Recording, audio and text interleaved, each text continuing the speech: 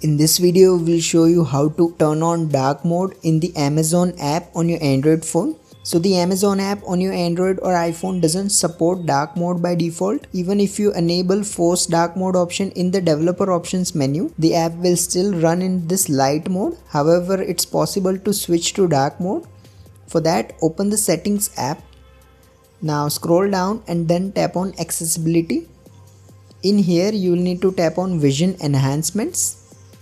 Now here you will need to tap on this color inversion option. Now here you should see this color inversion shortcut. So simply enable it. Now you can set any of your preferred shortcuts from the list. So what I have done is added the color inversion option in the quick settings menu. You can choose any of your preferred method from here. Once you have done this, simply head to the Amazon app. Now open the quick settings panel and then tap on this color inversion icon. Now go back to the Amazon app and it will now run in dark mode. So as you can see, the app is now in dark mode and I can use it peacefully. If you find this video useful, please don't forget to like and subscribe to Glitch Guru.